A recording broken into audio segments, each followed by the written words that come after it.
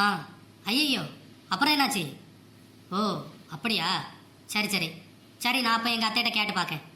என்ன திடீர்னு 50,000 கேட்குறா? அத்தைகிட்ட கேட்டால் என்ன சொல்லுவாங்களோ தெரியலையே. சரி, கேட்டு பார்ப்போம். எத்தே எத்தே. என்ன மருமலை? எத்தே, எனக்கு அர்ஜென்ட்டாக ஒரு 50,000 வேணாத்தே. என்னது 50,000 ரூபாயா? திடீர்னு இவ்வளவு பணம் எதுக்கு மருமலை உனக்கு? எத்தே, 50,000 எனக்கு இல்லை, என் ஃப்ரெண்டு அதான் அடிக்கடி நம்ம வீட்டுக்கு கூட வருவாளே சீபா, அவள் தான் அர்ஜென்ட்டாக 50,000 வேணான்னு கேட்டா. ஆமா, அவளுக்கா? நல்ல பொண்ணாச்சே. எப்ப வந்தாலும் அத்தை அத்தாடி பாசமா கூப்பிடுவாளே என்னைய. ஏன் மருமலை, அவளுக்கு என்ன ஏதோ உடம்புக்கு சரியில்லையா? இல்லத்தே, அவள் நல்லா தான் இருக்கா, அவளுக்கு ஒன்றும் பிரச்சனை இல்லை. அப்படியா? சரி சரி. புறவு என்ன வேற ஏதோ விசேஷம் வச்சிருக்காவளோ வீட்டுல? ஒருவேளை அதுக்காண்டி பணம் தேவைப்படுமோ? இந்த கிளவிட்ட பணத்தை வாங்கக்குள்ள நமக்கு போதும் போதும் ஆயிடும் போலுக்கு. எத்தே, இல்லத்தே, அவள் மாமியார் ஆஸ்பத்திரியில் சேர்த்துருக்காளாம், அதான் ஆஸ்பத்திரி செலவுக்கு பணம் வேணுமா? ஆஸ்பத்திரியில சேர்த்திருக்காளா? என்னாச்சு அவ மாமியாருக்கு? எத்தே, அவ மாமியார்கிட்ட அர்ஜென்ட்டா செலவுக்கு பணம் வேணும்னு கேட்டிருக்கா. அவ மாமியார் தர முடியாதுன்னு சொல்லியிருக்காவ. அதான் கோவத்துல பக்கத்துல இருக்க உலக்கை எடுத்து அவ மாமியார் மண்டையை உடைச்சிட்டா.